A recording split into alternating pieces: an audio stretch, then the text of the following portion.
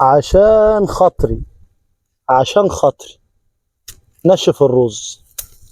انا بتحايل، انا بتحايل عليك تنشف الرز. اقسم بالله العظيم 90%، اكتر من 95% من مشاكل الرز اللي في مصر كلها، اقسم بالله العظيم سببها ميه. اقسم بالله سببها ميه. عشان خاطري عندك لفحه نشف الرز، عندك تبقع بني نشف الرز، حطيت جرعه كيماوي زايده نشف الرز، الجذور مخنوقه وفي ملوحه، الارض محجره، الارض مبوله، نشف الرز.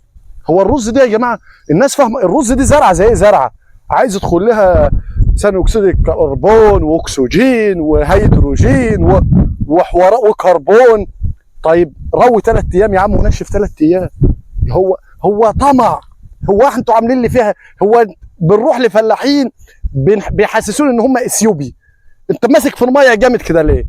ما تسيب الميه في حالها يا عم، خلي بتاع الخضار يروي وخلي دي يروي، وانت رزك هيبقى حلو.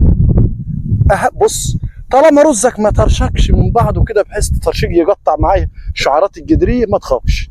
ماشي، نشف الرز.